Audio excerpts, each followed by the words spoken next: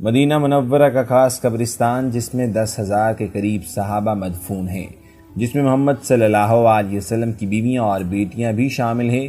اس کے علاوہ تابعین اور صالحین بھی یہاں مدفون ہیں۔ ہجرت نبوی صلی اللہ علیہ وسلم کے وقت یہاں ایک میدان ہوا کرتا تھا جس میں لمبی لمبی گھاس اور خاردار جھاڑیاں بھی موجود تھی۔ سب سے پہلے اس جگہ میں عثمان بن مازون صحابی دفن ہوئے، اس کے بعد محمد صلی اللہ علیہ وسلم کی صاحبزادیاں اور پھر شہزادے ابراہیم اور پھر ازواج مطہرتین دفن ہوئی۔ اس سب کے بعد اس کی عظمت بڑھ گئی اور لوگ اس جگہ کو جنت البقیع کہنے لگے اور یہاں خاص لوگ ہی دفن کیے جانے لگے۔ حسین ابن علی کا مقبرہ بہت اونچا بنایا گیا تھا اور سعودی حکام نے ان تمام مقبروں کو مسمار کر دیا تھا، اور اب کچی قبریں باقی ہیں جن میں کوئی کتبہ وغیرہ نہیں ہے۔ یہ قبرستان مدینہ منورہ کے جنوب مشرقی کے کونے میں واقع ہے۔ میرے دوستو، اس میں داخل ہونے کے واسطے ایک دروازہ بھی ہے جو باب البقیع کہلاتا ہے۔ آج کی اس ویڈیو میں ہم آپ کو جنت البقیع کی تاریخ اور تمام تر باتیں بتائیں گے اور جنت البقیع کے حوالے سے بات بھی بتائیں گے۔ میرے دوستو، اس کے اولین قبور کون کون سی ہیں یہ بھی آپ کے ساتھ شیئر کریں گے اور کون کون لوگ یہاں مدفون ہیں۔ میرے دوستو، لیکن اس کی تفصیلات میں جانے سے قبل آپ سے ایک التماس کرنا چاہتا ہوں، گزارش کرنا چاہتا ہوں کہ اگر ابھی تک آپ نے ہمارا چینل سبسکرائب نہیں کیا تو اس کو سبسکرائب کر لیجئے، ساتھ ہی بیل آئیکن کو کلک کر لیجئے تاکہ آنے والی وقتاً فوقتاً ویڈیوز جو ہم آپ کے لیے اس چینل کے اوپر لے کے آتے ہیں وہ آپ تک موصول ہوتی رہیں اور آپ ان سے مستفید ہوتے رہیں۔ عربی میں بقیع ایسی جگہ کو کہتے ہیں میرے دوستو جہاں مختلف قسم کے جنگلی درخت اور جھاڑ جھنگاڑ پائے جاتے ہیں۔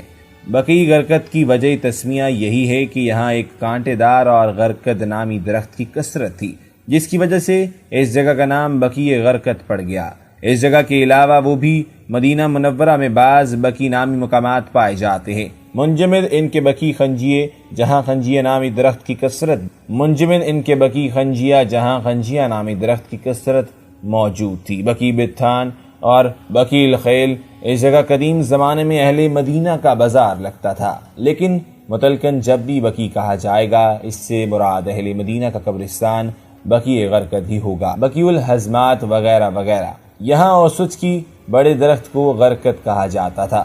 اوسط کانٹے دار درخت کو کہتے ہیں۔ انہب درخت ختم ہو گئے مگر نام بقیع ہے۔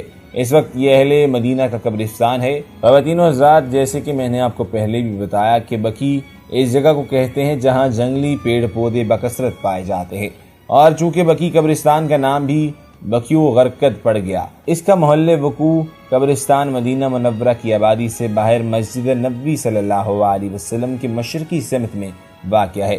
اس کے ارد گرد مکانات اور باغات تھے، اور 3 صدی میں جو مدینہ منورہ کی فصیلی دیوار تعمیر ہوئی تھی اس سے ملا ہوا تھا۔ اس کی فضیل کی تجدیدات متعدد بار ہوئی، جن میں آخری تجدید عثمانی ترکوں کے دور میں سلطان سلمان قانونی کے زمانے میں ہوئی۔ پھر اس ملک میں امن و امان قائم ہو جانے کے بعد اس فصیلی دیوار کو منہدم کر دیا گیا۔ پھر مسجد نبوی صلی اللہ علیہ وسلم کی آخری توسیع میں اس قبرستان اور مسجد نبوی صلی اللہ علیہ وسلم کے درمیان جو مکانات تھے ان سب کو منہدم کر دیا گیا۔ ان دونوں کے درمیان جو محلہ آباد تھا وہ اغوات کے نام سے معروف تھا۔ مسجد نبوی صلی اللہ علیہ وسلم کی مشرقی سمت میں اب یہ بقیع قبرستان مسجد نبوی صلی اللہ علیہ وسلم کی خارجی صحن سے مل چکا ہے۔ جب آپ صلی اللہ علیہ وسلم اور مہاجرین نے جب مدینہ منورہ ہجرت کی تو اس مبارک شہر میں تعمیری اور تمدنی ترقی ہونے لگی۔ اس وقت آپ صلی اللہ علیہ وسلم نے ارادہ فرمایا کہ کوئی مناسب جگہ مسلمانوں کی اموات کی تدفین کے لیے متعین ہو جائے۔ اسی مقصد کے پیش نظر آپ صلی اللہ علیہ وسلم نے اس جگہ تشریف لانے کا فیصلہ کیا اور ارشاد فرمایا، مجھے اسی جگہ کا حکم دیا گیا ہے، قبرستان کے لیے مجھے حکم دیا گیا ہے۔ روایت سے معلوم ہوتا ہے کہ اللہ تعالیٰ نے اپنے رسول صلی اللہ علیہ وسلم کو اس جگہ مسلمانوں کا قبرستان بنانے کا حکم فرمایا تھا۔ سن 2 ہجری میں غزوہ بدر کے بعد حضرت عثمان بن مدفون رضی اللہ تعالیٰ کی وفات ہوئی۔ حضرت عثمان بن مدفون اجمی کنیت ابو الحساب مشہور صحابی کا شمار اجل صحابہ رضی اللہ تعالیٰ عنہ میں ہوتا ہے۔ آپ ایسی طبیعت کے نیک تھے کہ زمانہ جاہلیت یا زمانہ اسلام بھی کبھی شراب کو ہاتھ نہیں لگایا تھا۔ آپ 13 افراد کے بعد اسلام میں داخل ہوئے اور 2 تجربتوں کے شرف سے مشرف ہوئے۔ غزوہ بدر میں آپ رضی اللہ تعالیٰ عنہ نے حصہ لیا۔ اس کے 6 ماہ بعد آپ کی وفات کا ثانیہ پیش آیا۔ مہاجرین میں سے سب سے پہلے آپ وفات پانے والے تھے، اور آپ کی وفات پر آپ صلی اللہ علیہ وسلم نے آپ کی وفات کے بعد آپ کی آنکھوں کے درمیان بوسہ لیا اور فرمایا ہمارے پیش رو میں عثمان بہت اچھے تھے۔ آپ کی قبر پر آپ صلی اللہ علیہ وسلم نے پتھر کی نشانی رکھی تاکہ قبر کی زیارت کرنے آیا کرو، اور جو بھی آن حضرت اہل بیت سے وفات پائے اس کو ان کی قبر کے نزدیک دفن کیا جائے۔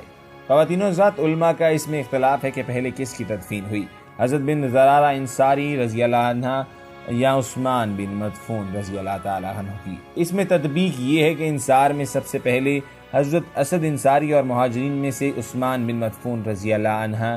پھر جب بھی کسی مسلمان کی وفات ہوتی تو آپ صلی اللہ علیہ وسلم سے دریافت فرمایا جاتا کہ کہاں دفن کریں۔ آپ صلی اللہ علیہ وسلم ارشاد فرماتے ہمارے پیش رو عثمان بن مدفون کے پاس۔ اس طرح یہ بقیع نامی مقام مسلمانوں کا مقبرہ ہو گیا۔ میرے دوستو، یہ وقت کے ساتھ ساتھ اس مقبرے میں قبروں کا اضافہ ہوتا رہا، اور چنانچہ کتب حدیث اور تاریخ اور سیر کی کتابوں میں مذکور ہے کہ اس قبرستان میں 10,000 سے زیادہ حضرات صحابہ کرام رضی اللہ عنہ اور اس کے علاوہ تابعین اور علماء اور امت المسلمین اس قبرستان میں مدفون ہے۔ حضرت عثمان بن عفان رضی اللہ تعالی عنہ کے دور خلافت میں جب فتنہ آگ اٹھی اور آپ رضی اللہ تعالی عنہ کو شہید کر دیا گیا تو آپ کو جنت البقیع میں دفن نہ کیا جا سکا۔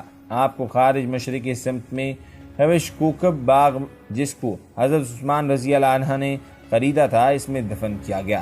حضرت معاویہ رضی اللہ تعالی عنہ جب خلیفہ بنے تو آپ نے اس باغ کو بقیع میں شامل کر دیا۔ یہ بقیع کی پہلی توسیع تھی۔ اس کے بعد بقیع قبرستان عرصے دراز تک اسی حالت میں رہا۔ تاریخ اور سیر کی کتابوں میں معلوم ہوتا ہے کہ اس کے بعد کسی دور میں بھی جنت البقیع کو توسیع نہیں کیا گیا۔ دور حکومت میں بقیع عمارت کو جنت البقیع میں شامل کرنے کا فیصلہ کیا گیا۔ یہ وہ جگہ ہے جہاں آپ صلی اللہ علیہ وسلم کی 2 پھوپھیاں حضرت صفیہ اور حضرت عاتکہ رضی اللہ تعالی عنہم مدفون ہیں۔ میرے دوستو، بقیع عمارت کے علاوہ اس کے مشرق میں ایک تکونا جگہ تھی جو میونسٹپلی کے زیر اہتمام تھی، اس کو بھی بقیع میں شامل کر دیا گیا۔ اس طرح بقیع قبرستان میں شامل ہونے والا رقبہ بہت زیادہ ہوتا رہا۔ اس کی توسیع کے بعد بقیع قبرستان میں داخل ہونے کے لیے شمالی سمت میں 2 دروازے بھی کھولے گئے، جبکہ مغرب کی جانب پہلے 2 دروازے موجود تھے۔ اس طرح بقیع کے 4 دروازے ہو گئے۔ سن 139 میں بقیع کے گرد پختہ دیواروں سے گھیر دیا گیا اور اس کے اندر بھی پختہ راستے بنا دیے گئے۔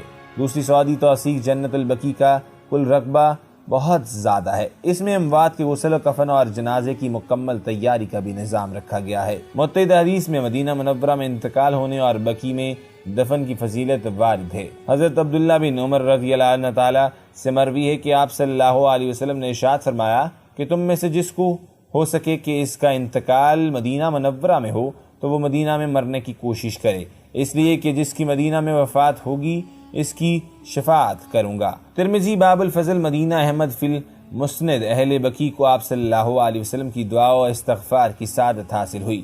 حضرت عائشہ رضی اللہ تعالی عنہ سے روایت ہے کہ جب میری باری کی رات ہوتی تو رسول اکرم صلی اللہ علیہ وسلم رات کے آخر حصے میں بقیع قبرستان کی طرف تشریف لے جاتے اور فرماتے السلام علیکم دار قوم مومنو، ہمارے اوپر سلام ہو، اے مومنوں کے گھر والوں، تمہارے ساتھ کیا گیا وعدہ آ چکا جو کل پاؤ گے یا ایک مدت کے بعد، اور ہم اگر اللہ نے چاہا تم سے ملنے والے ہیں، اور اللہ بقیع الغرقد والوں کی مغفرت فرما۔ آپ صلی اللہ علیہ وسلم نے فرمایا جس کی حرمین میں سے کسی بھی حرم میں وفات ہو جائے تو وہ قیامت کے دن امن والا اٹھایا جائے گا۔ حضرت عبداللہ بن عمر سے روایت ہے کہ آپ صلی اللہ علیہ وسلم نے فرمایا سب سے پہلے جس شخص سے زمین شک ہوئی وہ میں ہوں گا، پھر ابو بکر، پھر عمر، پھر اہل بقیع رضی اللہ تعالی عنہ، پھر میں اہل بقیع کے پاس آؤں گا تو وہ میرے ساتھ جمع ہوں گے، اس کے بعد میں اہل مکہ کا انتظار کروں گا، پس میں حرمین کے درمیان سے اٹھوں گا۔ قیس بنت محسن رضی اللہ تعالیٰ فرماتے ہیں کہ کیا تم اس مقبرے کو دیکھ رہی ہو؟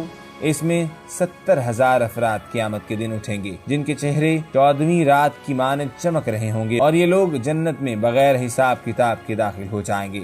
خواتین حضرات، یہاں پر میں اپنی ویڈیو کا اختتام کرتا ہوں۔